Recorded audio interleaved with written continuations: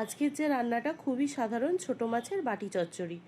এইটা প্রত্যেক বাড়িতে আলাদা আলাদা প্রত্যেকের রেসিপি রয়েছে। এটা আমার মায়ের রেসিপি, যেখানে প্রথমে একটা বাটি নিয়ে নেওয়া হয়, কলাই করা বাটি বা অ্যালুমিনিয়ামের বাটি। এর মধ্যে ছোট মাছ, এটা একদম পুকুরে বা নদীতে যেটা যার যেখানে সম্ভব যে ফ্রেশ মাছটা পাওয়া যায়, আমাদের এখানে পুকুরেরই মাছ পাওয়া যায়, একদম ছোট মাছগুলো। তো সেই মাছ, তার সাথে পেঁয়াজ কোচানো, তারপরে লঙ্কা, টমেটো, ধনেপাতা, নুন, সর্ষের তেল, হলুদ, লঙ্কা গুঁড়ো আর সর্ষে বাটা দেয়া হয়, বা সর্ষে গুঁড়ো যেগুলো প্যাকেটে পাওয়া যায় ওইটাও দেওয়া যায়। তো সর্ষে বেটে ওটাকে কিন্তু একটু ছেঁকে নিতে হয়, তারপরে দিতে হয়।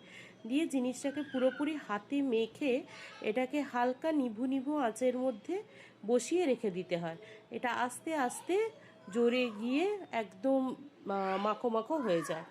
আগেকার দিনে কি করা হতো, যখন মানে উনুনে রান্না হতো, তখন ওই উনুনে রান্না বান্না হয়ে যাওয়ার পর যে নিভু নিভু আঁচটা থাকতো, তাতেই এটাকে বসিয়ে রাখা হতো। তো তারপরে এটা আস্তে আস্তে হয়ে যেত। তো সেটার খুব ভালো স্বাদ হয় খেতে।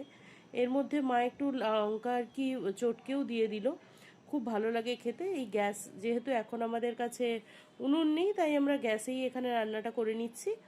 তো প্রত্যেকের আলাদা আলাদা নিশ্চয়ই এটা নিয়ে রেসিপি থাকবেই। তো আপনাদের বা কার কার বাড়িতে কেমন কেমনভাবে এটা রান্না হয় জানাবেন। আর এই থাকলো আমাদের রান্না করা মাছ। মাছগুলো কিন্তু গোটা থাকতে হয়, মাছগুলো ভেঙে গেলে চলবে না। আর এর স্বাদটা হয় অসাধারণ। আর এর সাথে যারা একটু ঝাল খেতে ভালোবাসে, ওই যে লঙ্কাটা, ওইটা টিপে খেতে আরও সুন্দর লাগে। তো ধন্যবাদ রেসিপিটা দেখার জন্য।